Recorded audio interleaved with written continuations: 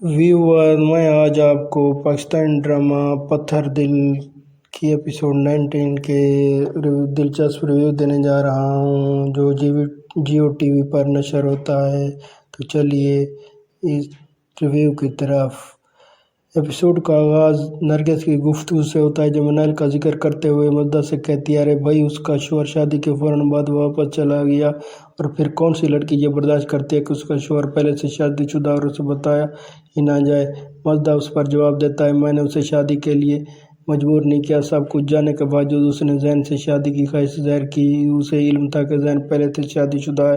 दूसरी तरफ अरफा यानी हनान की माँ ज़रा से कहती है, आज से तुम इस घर की मलका हो, घर को अपनी मर्जी से संभालो और उस निकम्मे इंसान का भी कड़ी नज़र रखो। फिर एक जज्बाती मंजर दिखाया जाता है। मनैल मजदा से मुखातिब होकर कहती है, ज़रा नहीं, मैं मनैल हूँ, वो मनैल जिसने दूसरों की खुशी के लिए खुद को कुर्बान कर दिया।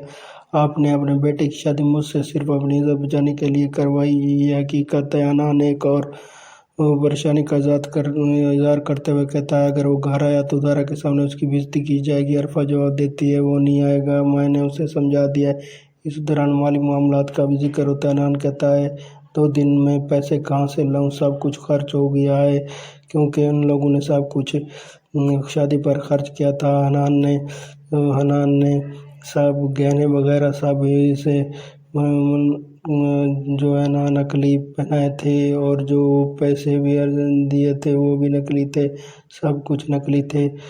इसके बाद सीन में अरफा तजवीज़ देती है, तुम्हारी और ज़ारा की सलामी के पैसे कब आएंगे, किसी बहाने से वही वापस ले आओ। हनान मान जाता है और कहता है, अच्छा अम्मा मैं ले आऊँगा, लेकिन कल फर्नीचर वाले को भी बुलाओ। उसने धमकी दी है कि किस्त ना मिली तो सामान वापस ले जाएगा।